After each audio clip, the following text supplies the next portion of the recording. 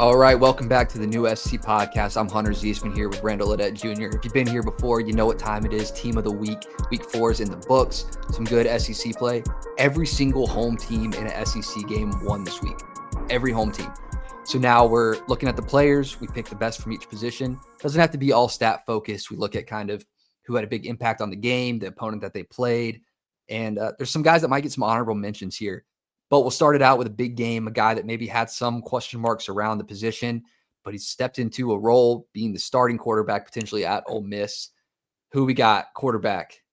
We got Trinidad Chambliss from Ole Miss at quarterback. If you watched our preview, I was completely wrong when it comes to Ole Miss losing that game, but making it about Trinidad, he's my dog of the week. 17 for 27, 307 passing yards, 112 rushing yards. He was absolutely dominant, and I think he had, 3 touchdowns? 2 in the air. I don't know if he ran any in. Two touchdowns in the air. Stepping in, it might be his job to lose now, and he's definitely the dog of the week. Yeah, there's definitely going to be a conversation to be had when when Austin Simmons is healthy again. If he steps back into the role, maybe they ease him back in. But now you have 2 quarterbacks that could play. I don't think it's a situation where you have to pick or choose one who will get the job done. You got 2 guys who could probably come into the game and make it happen. Good for him. We got a couple honorable mentions here. Mateer played a pretty good game. Had a late fumble that set them up for a little bit of a tough ending to the game. But overall, at home, but a hostile team against Auburn. So Mateer definitely gets an honorable mention for quarterback of the week. Yeah, Mateer definitely gets an honorable mention. That Heisman story is continuing to build itself, and everybody's already glazing Arch Manning and Texas. So I'll give him his shine. 5 touchdowns against Sam Houston State, a bunch of future accountants, but big game for his confidence. So happy for Arch, and he gets a little bit of honorable mention here as well. Yeah, a good game for him. They definitely needed it. Maybe it'll build some confidence going into the coming weeks where it'll be a lot stiffer competition, more reminiscent of what they played in week 1. Running back. He was our dog last week at the running back position. He's doing it again. Ahmad Hardy, most missed tackles forced in all of college football. He had 9 missed tackles forced in this game, 138 yards and a touchdown. Rumbled and tumbled Mizzou to a win over South Carolina. Yeah, Missouri is building a brand of tough football. Offensive line is going to put a helmet on a helmet, and those running backs are going to dominate. And Ahmad Hardy, Sun Belt transfer, is dominating. 138 yards, 1 touchdown. Even behind him, Jamal Roberts had over 76 yards as well. So he's our running back of the week. I think he's going to get a star because this is once again his second time on the team of the week. And Missouri looks pretty serious with the rest of their schedule coming up here. Yeah, they for sure do. I think that they're building, like you said, a good brand. They've had running backs now for a couple years. Shuffle out, bring new ones in that continue that style of football. So it's definitely helping this offense and Bo Prabula. Wide receivers. We'll start out with probably the best one of the week, Isaiah Satania at Oklahoma, the transfer from Arkansas. He was responsible for 6 first downs in this game, 9 receptions, a touchdown, 127 yards. Bit of a questionable play down the sideline that maybe could have been called an illegal play. He did a little trickery there to appear that he wasn't even going to be on the field, but still a good outlet for Mateer the entire game. Yeah, and we talked about it when we talked about the purpose of the team of the week: impact, stats, importance. 6 first downs being achieved from his play on those 9 receptions. I thought this player was a little bit controversial because of that trickery that they ran, that the SEC ultimately addressed, but you can't minimize his impact when it comes to moving the ball forward and keeping Oklahoma on the field. And so he's on our team of the week. Our second wide receiver, Vandravius Jacobs from South Carolina. Let's get a round of applause for some offense showing up here in this game. Yeah. 7 receptions from Vandravius, 93 yards, 2 touchdowns, even 32 yards on the ground. So good to see him show up there and help the team. What were your thoughts on his performance?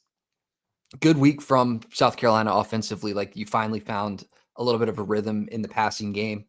Some still O-line questions that need to be answered, but overall now you're building your offensive core, getting the getting the receiving going, especially with Vandravius Jacobs.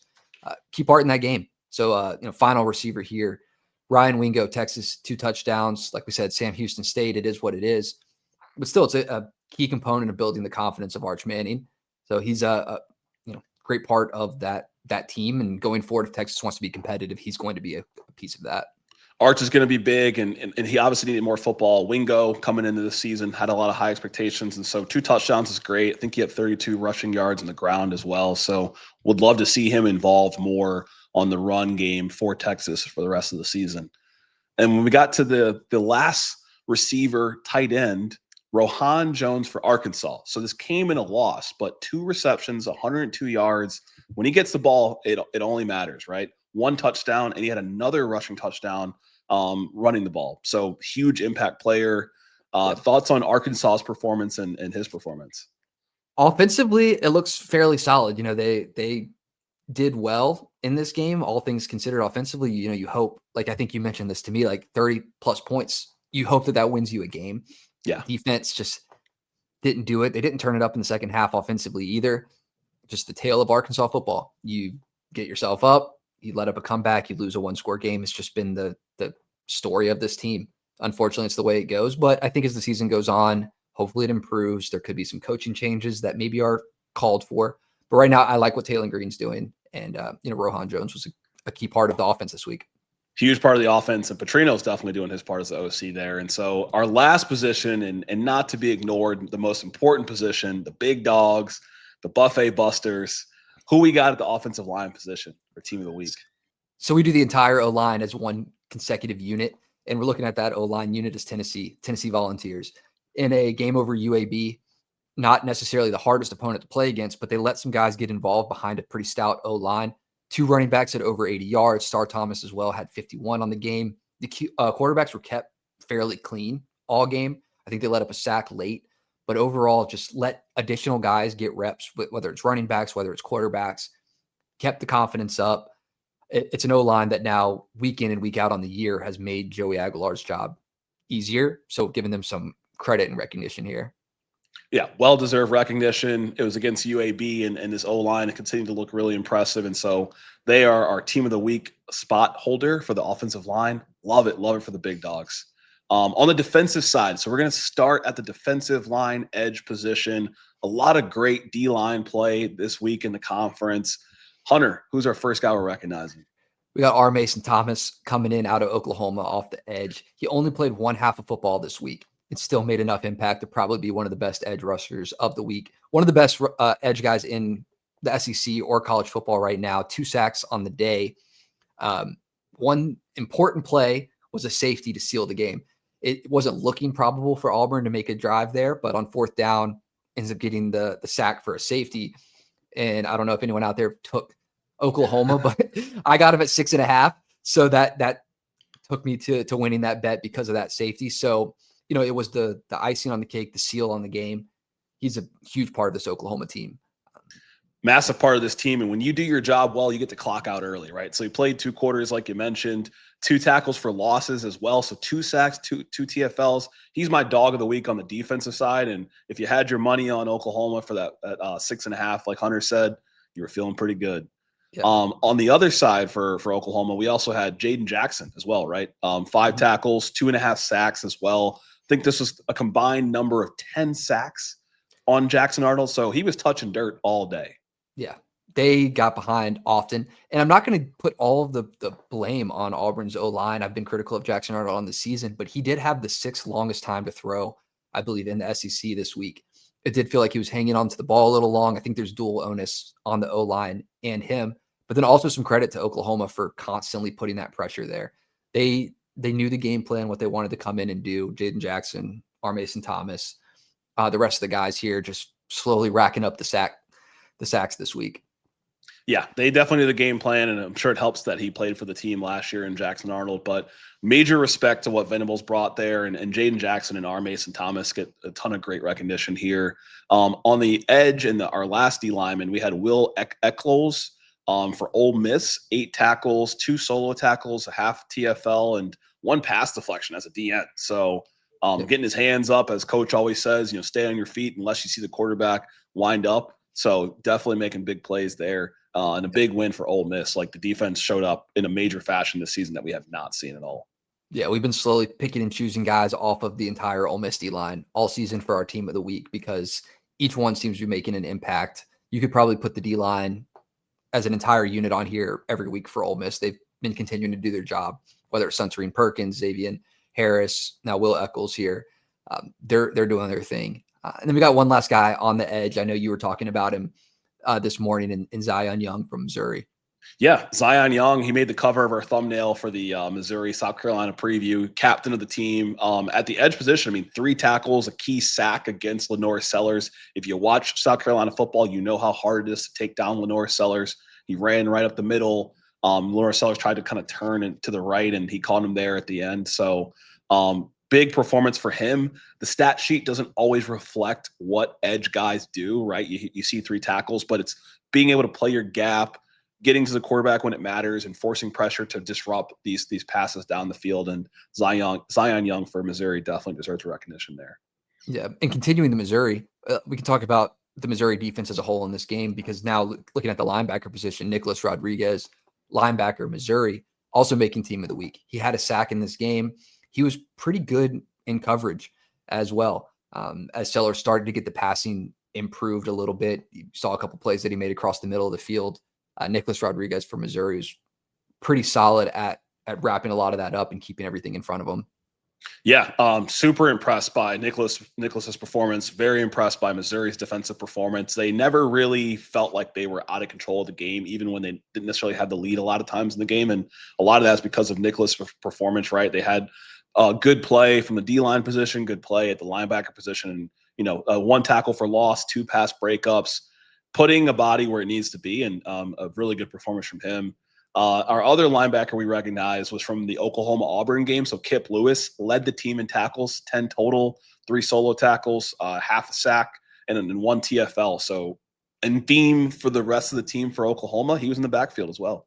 Yeah, the whole Oklahoma defense right now, they're going to give everyone fits this year. If this team right now, after how they looked in that game defensively, like, I'm not sure any team wants to play Oklahoma's defense this year. Like, that's going to be one of the premier defenses as the season goes on. A bunch of different playmakers defensively. So, shout out Oklahoma for what they've been able to do. Yeah, I mean, we saw it against Michigan. We saw it against Auburn. You think about Oklahoma's schedule, you got Alabama. You're going to be playing some other tougher competition. You got Texas obviously coming up. But I don't know if these offenses are going to really be able to kind of drive against this Oklahoma defense. You have LSU as well.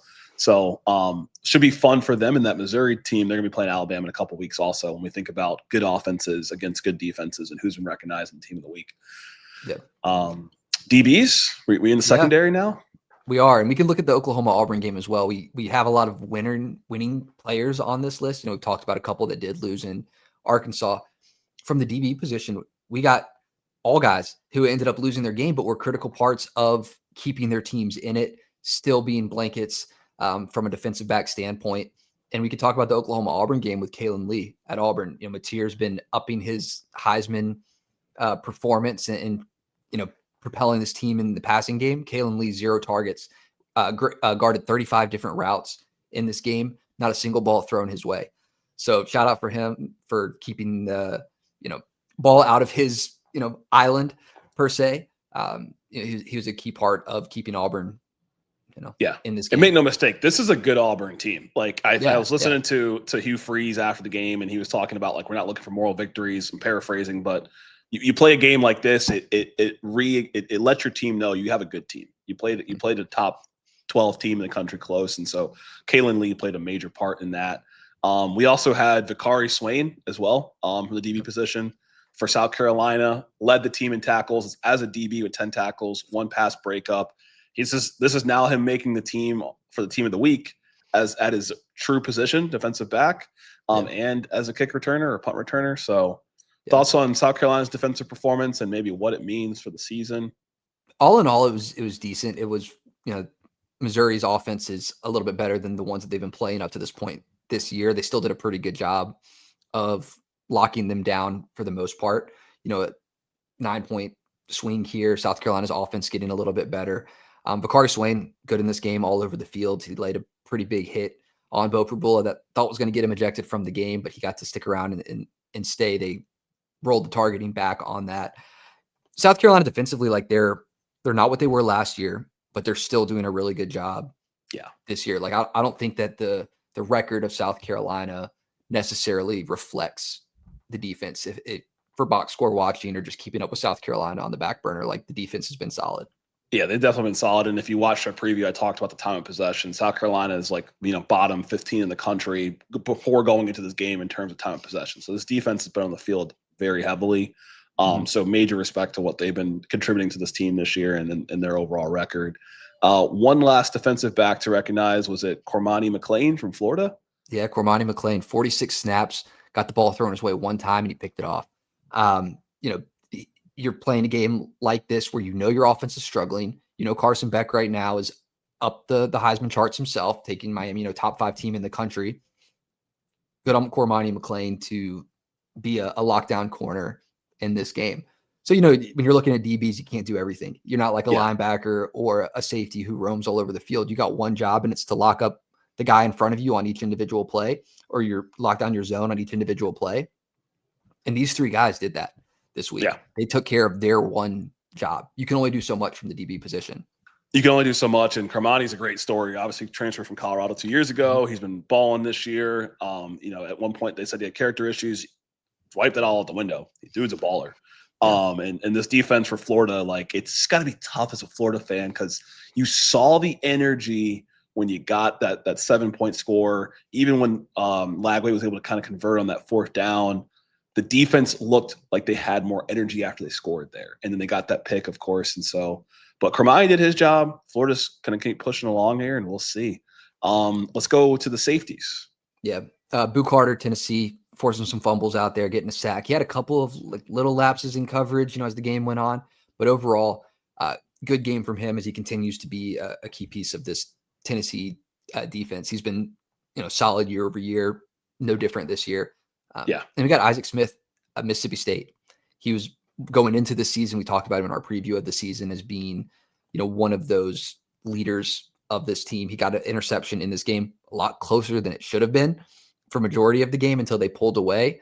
So, that was more offensive struggles than it was defensive. So being able to get a turnover, change the possession in a game, that was key piece for Isaac Smith. Key piece. He had a 75.5 PFF grade, 6 tackles. Last year, he was 7th in the nation in tackles. And so he's going to continue to perform there. And I have no doubt my boy Blake Shapen's going to turn up. Mississippi State, they'll keep doing their thing. They're doing their thing. They could find themselves ranked this week. Yeah, they could. They very well could. Last player, special teams, right? Yep. Major player for Missouri at kicker. They had a guy go down earlier this season.